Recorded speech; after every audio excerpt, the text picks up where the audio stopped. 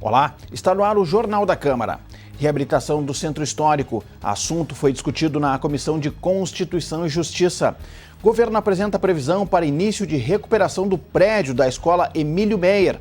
E ainda, Novembro Azul, políticas públicas de conscientização sobre o câncer de próstata pautam reunião da Comissão de Saúde. Estas e outras informações você confere a partir de agora, aqui no Jornal da Câmara.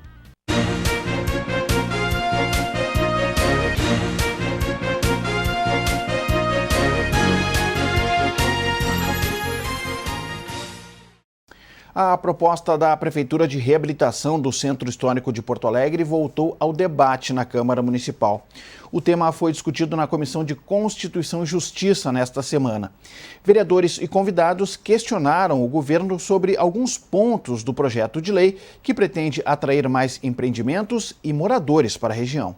O secretário de Meio Ambiente e Urbanismo, Germano Brem, destacou que a proposta quer resgatar o público no centro histórico e incentivar o mercado imobiliário a investir em mais empreendimentos ou modificar os já existentes. Segundo a Prefeitura, garagens comerciais, por exemplo, poderão se transformar em prédios residenciais ou comerciais. E o centro, né, essa região central, está dotado de infraestrutura, de água, de esgoto, de iluminação, de recolhimento de lixo. Então, todos os serviços públicos, né, e os equipamentos têm em abundância no centro histórico, né? Além, né, de o próprio plano diretor, ele já prevê, né, uma população ideal ali, e essa população não ter sido atingida, teve, né, um declínio, um afastamento dessa população atual. Então, a gente tem que buscar resgatar isso para melhor equacionar esse gasto público que há, né, com os equipamentos, com os serviços. Conforme o governo, a legislação, datada da década de 1990, atualizada nos anos 2000, não permite a construção de mais prédios no centro da cidade. Com o projeto de lei, a Prefeitura quer modificar o regramento e estabelecer critérios para a iniciativa privada poder construir e ainda investir em outras áreas da cidade. Aqueles que forem aderir, então, ao programa, que eles atendam pelo menos 4 dessas ações, né? Que é a qualificação do passeio, a qualificação das fachadas, então, que elas tenham realmente uma relação com o entorno harmônica, né?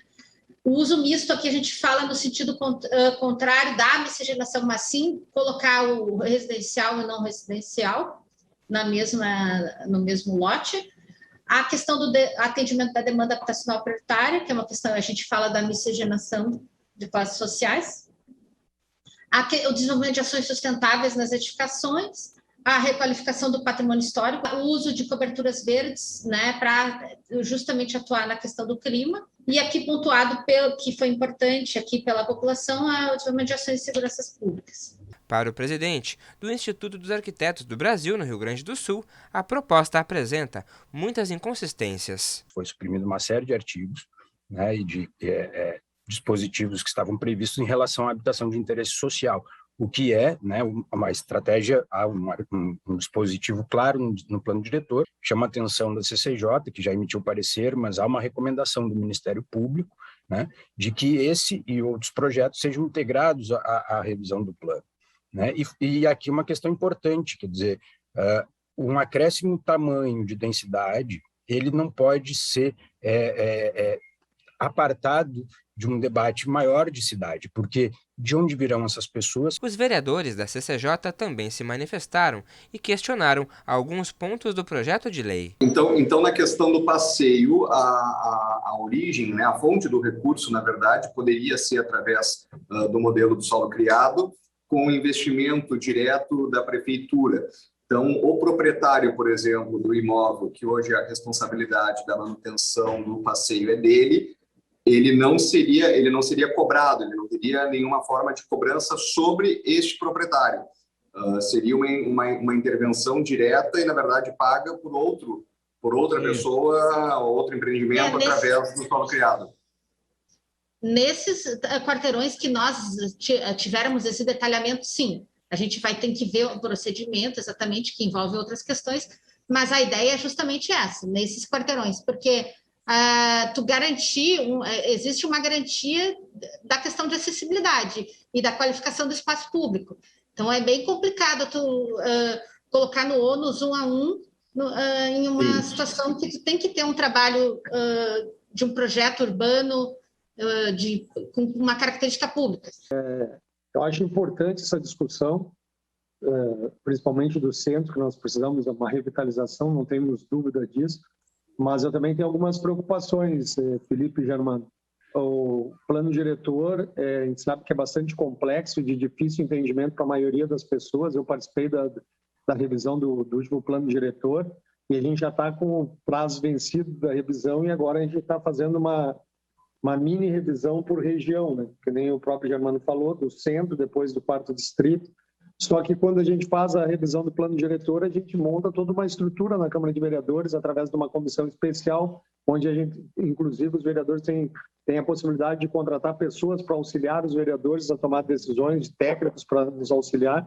E né, como nós estamos fatiando, estamos fazendo, vai entrar com um projeto de lei e nós vamos ter que estudar e fazer as considerações somente com os gabinetes. Uma audiência pública sobre o projeto de lei de reabilitação do Centro Histórico está marcada para ocorrer no dia 23 de novembro, às 7 horas da noite, com transmissão da TV Câmara. Na Comissão de Economia e Finanças, o tema foi a reforma na Escola Municipal Emílio Meyer. No encontro, o governo apresentou a previsão de início das obras de recuperação. O local está interditado desde setembro, devido a fortes chuvas que afetaram a estrutura do prédio. Conforme a comunidade escolar, os alunos e professores da Escola Emílio Meyer sofrem com problemas estruturais no prédio há pelo menos 10 anos. Desde setembro desse ano, quando fortes chuvas atingiram a capital gaúcha, o colégio precisou ser fechado. Uma vistoria do Corpo de Bombeiros identificou problemas no telhado e prejuízos na rede elétrica. Um laudo emitido pela Secretaria de Educação determinou a interdição das atividades no local. Então, houve vários reparos nesse telhado, já na administração anterior, eu assumi em 2020, né? A gente vem pedindo que haja um reparo no telhado e isso não aconteceu. O que nos preocupa é que a gente precisa, né, ver o que a gente pode ajudar, de que forma, para que a gente possa começar logo isso para poder iniciar o ano que vem.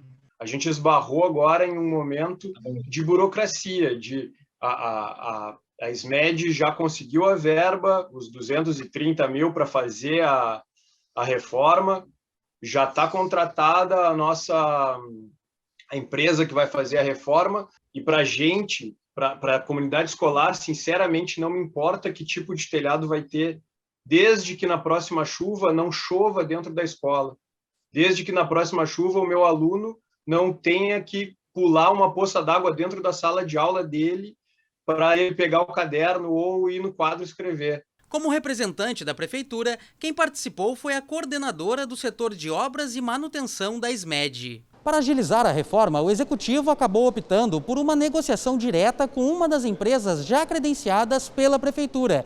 Conforme a SMED, o contrato deve ser finalizado ainda esta semana e as obras iniciadas nos próximos dias. A previsão é que os trabalhos sejam concluídos em no máximo 90 dias. A Secretaria de Educação acredita que a Escola Emílio Meyer deve ficar pronta para o início do ano letivo de 2022. Nós encaminhamos a contratação para reforma através do registro de preços da Prefeitura, da ata 039/2021. E a empresa do registro de preços, que é a LBF, ela está apresentando uma contestação dessa planilha, que orçando em mais de R$100 mil a diferença. Nosso encaminhamento inicial seria para licitar esse telhado, tá?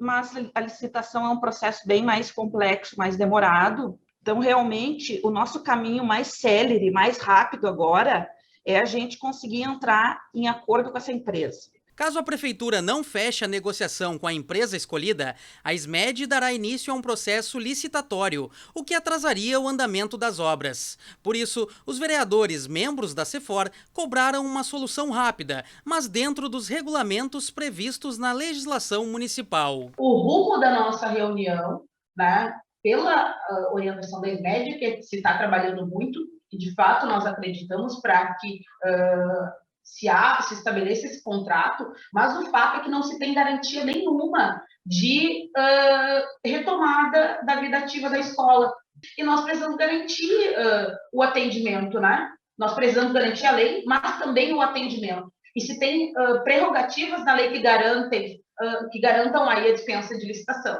Como encaminhamento, ficou definido que a SMED irá se reunir com a CEFOR na tarde da próxima terça-feira. O objetivo é apresentar uma solução definitiva para os problemas estruturais da Escola Emílio Meyer, que hoje atende cerca de 800 alunos na rede pública de ensino municipal. Além de parcerias, a realização do Carnaval de 2022 na capital gaúcha deverá contar com recursos do FUNPROARTE. O repasse de verbas via emendas impositivas também é uma possibilidade de viabilizar o evento. O assunto foi discutido na Comissão de Educação e Cultura. Representantes de entidades carnavalescas e parlamentares cobraram medidas concretas do secretário e do adjunto da Cultura de Porto Alegre na reunião desta terça-feira. Para a realização dos desfiles das escolas de samba no Porto Seco, os gestores afirmaram que está sendo discutida uma parceria com uma empresa privada.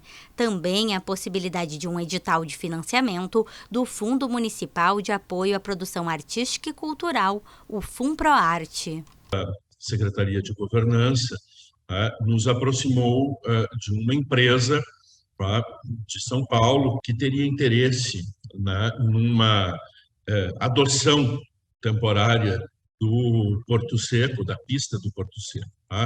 Além disso, eu aqui junto com o pessoal do FUNPROARTE montamos uma proposta, seria um edital grande de 1 milhão, 2 milhões, 1,5 milhão, alguma coisa assim, destinado a subsidiar os desfiles das escolas de samba. O secretário ainda prometeu atenção a temas como o transporte da população até o Porto Seco e uma política contínua voltada ao carnaval.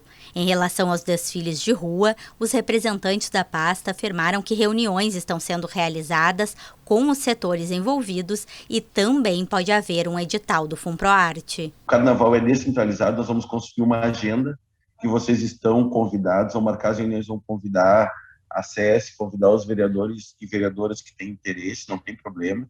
Eu sugeri um edital de R$1 milhão. Com isso, nós resolveríamos, via FUNPROARTE, numa tacada, semanas diversas do hip-hop, os carnavais comunitários de bairros, o Carnaval da Rua Liberta, o Carnaval das Ilhas. O secretário ainda pediu o apoio dos vereadores ao orçamento do Carnaval por meio de emendas com foco no FUNPROARTE. A gente também sugere que os vereadores que tenham emendas impositivas destinadas ao Carnaval, o façam em bloco, no vínculo relativo ao FUNPROARTE. A vereadora Dayana Santos, que comandou o encontro, solicitou que a comissão seja chamada para as próximas reuniões do Executivo com a comunidade carnavalesca. Esta comissão também fica à disposição dos secretários, à disposição da Secretaria, para que a gente possa ter esse canal real de diálogo e de construção dessas possibilidades de amenizar esta lacuna que se tem entre aquilo que é necessário e aquilo que, obviamente, está sendo ofertado e não vai dar conta. Então, nós estamos aqui nos somando porque compreendemos essa necessidade. Na Comissão de Saúde, a pauta foi o Novembro Azul, mês de conscientização e combate ao câncer de próstata. Ações de divulgação da campanha e políticas públicas foram alguns dos temas em debate.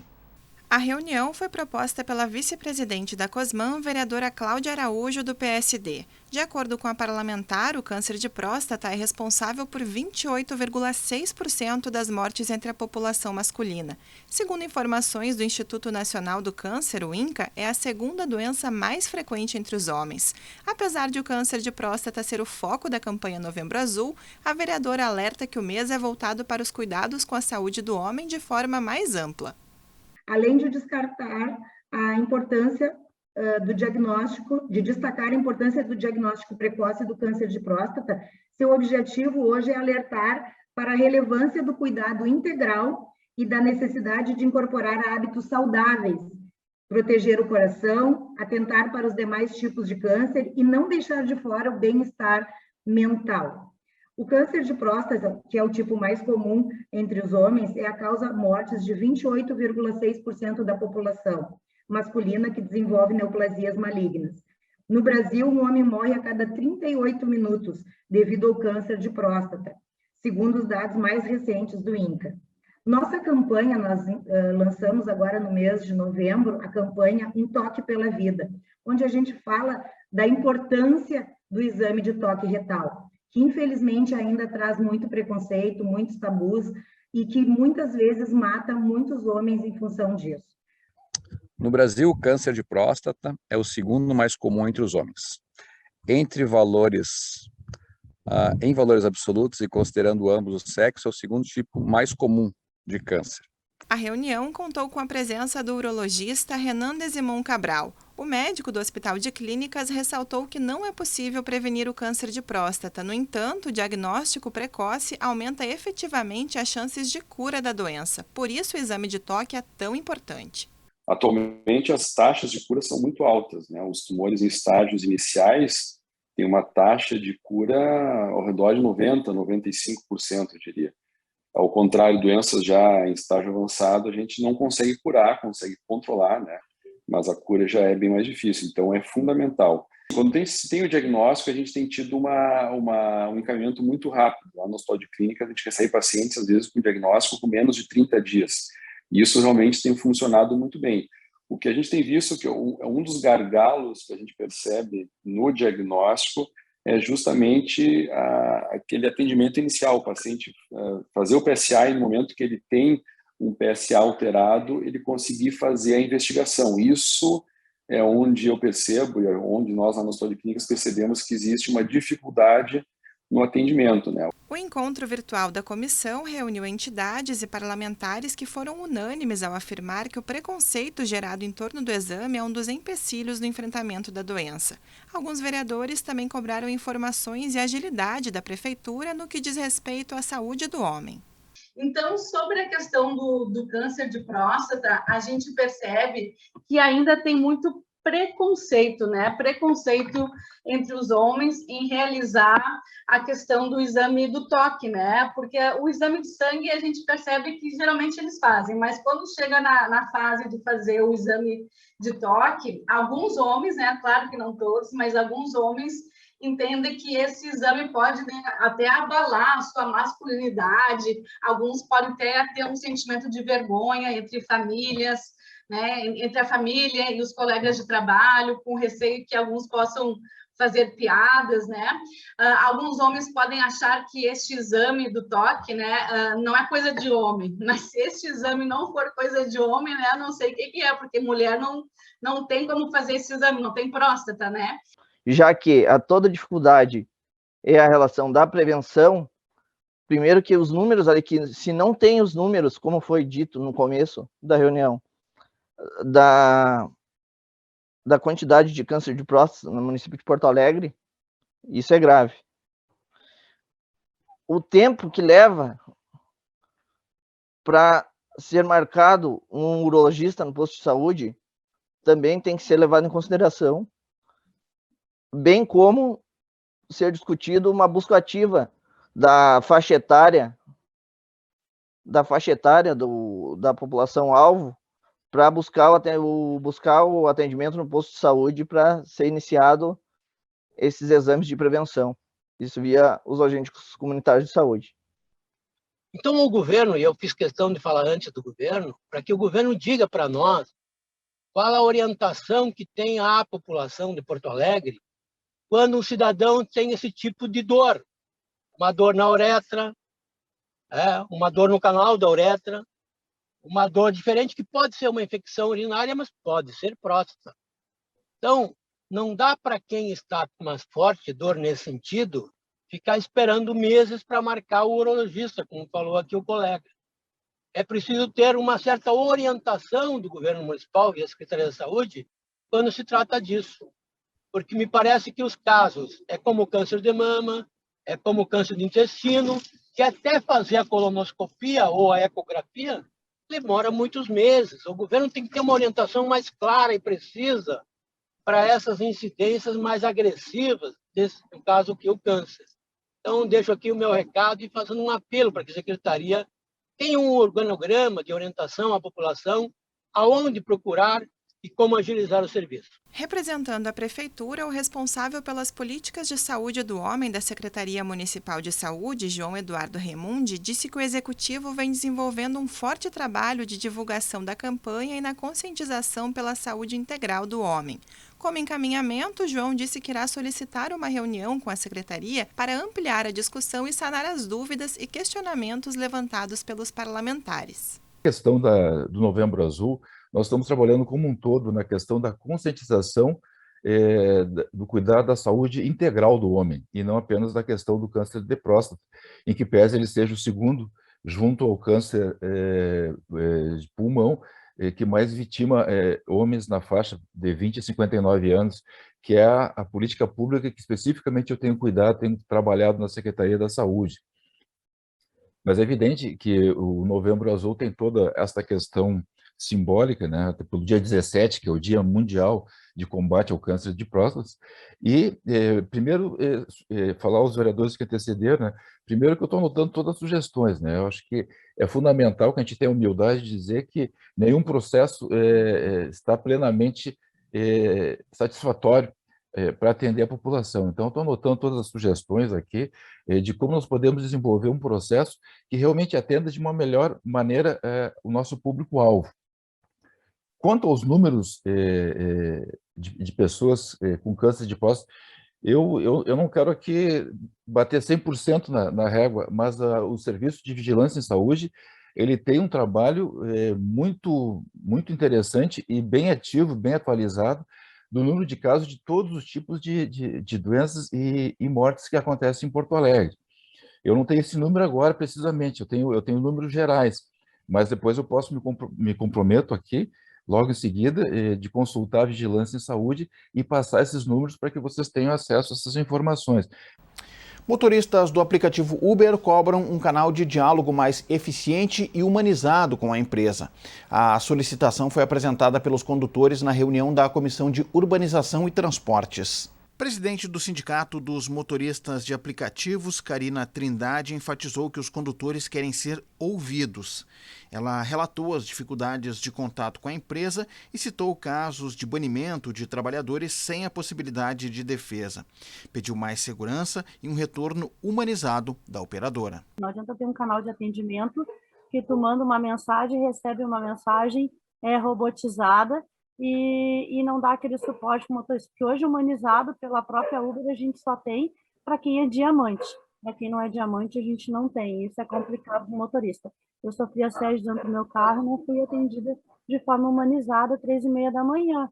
Sei que 3h30 da manhã é complicado, mas se a plataforma é 24 horas, ela tem que ter um atendimento humanizado 24 horas também para dar suporte, principalmente em casos específicos, né? O representante da Uber admitiu o problema e afirmou que a empresa está trabalhando para melhorar o atendimento aos motoristas. Eu acho que o ponto de canal de atendimento mais humanizado é um desafio nosso, que a gente precisa melhorar mesmo.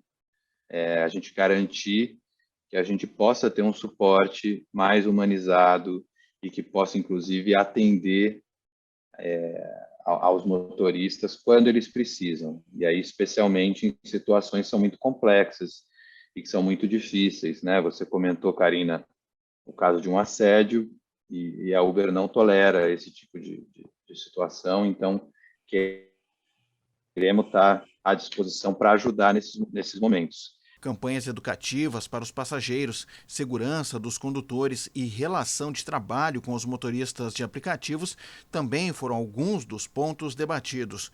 O tema deverá voltar à pauta da Comissão de Urbanização e Transportes.